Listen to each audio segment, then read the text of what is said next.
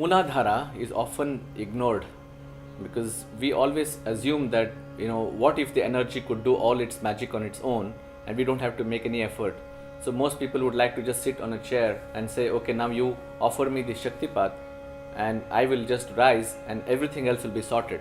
They expect the Kundalini Shakti to go and clear every single nadi, every single chakra, all your muscles, tissues, bones, and then you'll be perfectly all right and you don't have to take any effort.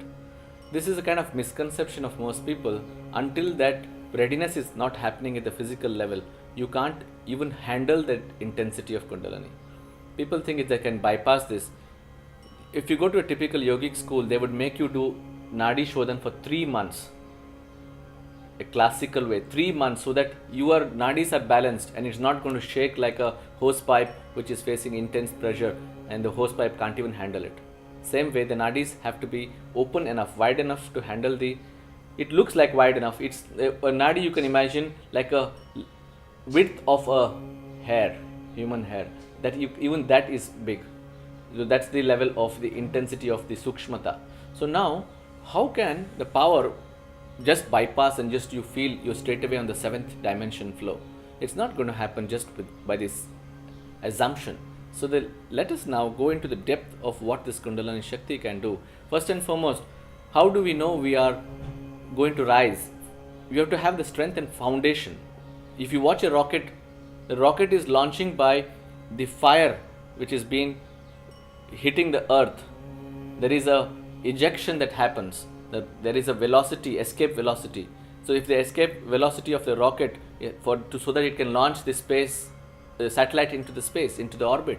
So the same way, if you want to launch this, you need to have enough firepower. Number one, you need to have ability to ground into the earth strongly. So that means important part of it is you got to align this instrument. Most of the people that I have encountered, they just want a quick solution. It's not going to happen with that. The ability to fine tune, align cannot be discounted. That cannot be bypassed. That cannot be ignored. Most people like to experience something light, something easy. Let's do the lazy man's method, lazy man's yoga method. It's not going to happen. So the important aspect of this is there's a huge technical scenario here. Number one, which is how to burn these biomemories which are serving as resistance. We just a few minutes ago we talked about the pillar here. In this pillar, if there is magnet, if there is a current flowing upward, what can prevent this current from rising and merging with its magnetic power head? Visualize this is Shakti and Shakti wants to merge with the Shiva. So what is preventing this? Why is that it is not enough longingness? Why there is not enough firepower? Why there is not enough desperation for the urge to become a surge? So there is a deep level of understanding here. What is this resistance then? The resistance is nothing but biomemories that hold us back into this common denominator. It's called LCD, lowest common denominator. We all want to have a huge uprising. We want to have the white light descending into us, but we're not going to work on the basic foundation itself. We want to build a high rise without a strong foundation. So the basic foundation here is allow this instrument to be cleansed and purified so that the emotional turmoils, all kinds of engraved memories which hurt us, which makes us limited, is sorted. So if this is not sorted, we always going to come back to it. I've seen many people who take the quick path and finally the Muladhara has calls again the pain in the body experiences pain, then emotional traumas, then negative relationships, all kinds of healing crisis, deflected Kundalini. It is all our possibility only because we try to bypass. If you can discount the aspect of spiritual bypass and start from the base. What does the base mean? First, that's why it's important to access the ability for the body to feel the immensity of the flow in the body. So through the process of Ashtanga, all the 8 limbs are taken care. The 8th limb is of course being one with the source, which is Samadhi. The discipline that is required, it's not about seriousness, it's about sincerity. It's about ability for us to feel the beauty of this connectedness, the expansiveness and the ability to converge at this point. So what is happening here is we're trying to look at it in a very scattered way. There is so much text about Kundalini, so much of misgivings about Kundalini. If you want to go onto the net, you will be confused with the kind of options that are available for people to use their creative angles to how to make this happen. But that will, I think you will, every single person has their own unique frequency, own stage of journey. They come from different backgrounds, different stages of the journey. They go through so much in their own characteristics. Unless they can rise above their inherent struggle, which is genetics, 20%, 50% of who they are is environment, school, college, friends, and then 30% of it is culturing, which is it gives us a neuroplasticity where the brain can shift its frequency and shift the chemicals in the brain, which can allow this brain to settle down and allow this wellness to happen. We have to feel good in the instrument. You can't have just a kundalini rising and a depression. Yes, most people go through all kinds of negative implications because they are not already in that space where they can feel joyful and in state of gratitude and contentment. If the instrument is suffering because there is a pull of outward survival struggle, loss of job, negative relationships, an immense pull from the outward, obviously there is focus cannot be directed inward. So unless we sort out the struggle of this samsarika, bhautika, vyavaharika, that means your business, the work you do, the connections to your friends, relationships, and then the aspect of the social economical angle, everything has to be sorted, and otherwise the focus will not come inward. We'll always be scattered, misdirected, and always feel incomplete, because the minute you want to go inward, you have thoughts coming which you pull you outward. So the basic requirement is to either have intense contentment, it's called santripti, which is a very rare phenomenon in today's world. Santripti is almost like a impossible scenario. How can somebody be content, because all the time we have been sold dreams, we want to be outward. Even the liberation, nirvana is also a dream, but the dream is so consistent because it's not going to shift, because it's going to liberate you from all the heavy duty baggages that have been held, and that has been that we are not able to feel the release because we're constantly pulled downward by so-called Maya. So where is Maya? It's in the form of a beautiful illusion that we cannot live without.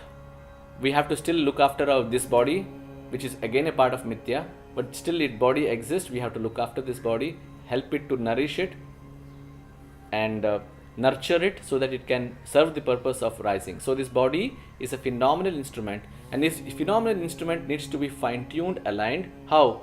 By dropping resistance. The more we drop the resistance, the higher the flow of the Kundalini Shakti. The Shakti can take us from a very deep-seated struggle, deep-seated emotional upheaval. It's called Sankata. From Sankata to Sanchalana. The Sanchalana is automated process. It's already flowing. The river is flowing. You don't have to train the river how to flow. But why is the river so staggered? Why are there so many tributaries which are going diverted? So we have to bring the focus back into the center, and that takes a training, that takes intense level of discipline, concentrated awareness, focused attention. It's called Sthiratam, Dhadatam, Ekagratam. That means if you can bring this entire instrument into state of stillness. There's a very interesting angle to this. What is stillness and what is movement? When you just visualize this, you want to sit down and meditate. Minute you sit down, 10 minutes later your legs start cramping. You feel uncomfortable because we want it to be still, but the body says you're not capable of even sitting 10 minutes on the floor. The body is not aligned. So in the Himalayas, what we do is we have a simple equation: 40 minutes of intense kriya or stretching, which will allow this, or intense purification process and preparation process, which will help you to sit 10 minutes in stillness. When the body becomes extremely still, I refer it as closer and closer to the epicenter. What is the epicenter? If you look at a twister, the force that is spinning around like a vortex energy, if you go to the epicenter, it is more still. The more the stillness, higher the vortex energy of this twister. Same way, there is a force inside us. One is going outward, centripetal, one is going inward, which is centrifugal. So there is a force which is wanting to go upward, which is begging to go upward only when there is a longing. Why do you need to become aware? People say, I'm perfectly happy on this planet. I have a great job, I have a great family, I'm perfectly happy, everything is just fine. So why will this current rise upward at all to realize who you are? So basically there is no pull enough. There is not a strong, intense, dedicated, focused awareness that can pull you to this calling. Until you realize that that is a truth, that you have to extrapolate that awareness and bring your awareness back into the crown to realize that the godliness, even there is godliness at the base. Why godliness here? It's basically to move the awareness from the lower self, which is predominantly pulling you back into the vicious cycle of samsara, which is back pulling you back into the earth grid and making you feel like a slave. You keep on spinning viciously. I call it very simple: headless chicken in a tailspin. So we are not able to come to terms with the spin. So everybody spinning around. So let's join the gang. Let's all spin around viciously, not knowing, but we take the feel a sense of well-being because all our friends are in the same pit. So we're all in the gutter, and some of us are looking at the stars. We feel a sense of feeling good that we are at least able to see the stars. But what's important here is, what is that intensity that can pull you back into the higher knowing in a permanent way, and not like a fractured, fragmented and temporary, the transient and eternal. That's the connection. Everything around here is transient, and once you cross this, it becomes eternal. It's called Jivan Mukta Avastha. So move from the transient state to an eternal state takes a journey. It looks like it can, yes, Kundalini can travel at the speed of 90 feet per second. And the lightning which is hitting us at 333,000 kilometers per hour, that's the speed of a lightning. So the lightning also is a Kundalini. Even the Kundalini, human Kundalini, which we call as Kandarpa Vayu, is also flying upwards and realigning with the source, the great white light, and converging into the point where it can access the Parana, the Bindu, when taking you back to the source. That is purest cosmic consciousness, which is awareness of the highest level. Now, why would a human need to know at all? Most people are perfectly, consumed in that. It's a common trajectory. Everybody is spinning into that common trajectory. So the chances of that somebody would really want to awaken is that until that longing of remembrance comes in. The seat of it is remembrance. The core of it is remembrance. So if the remembrance kicks in, how fast can this instrument click in?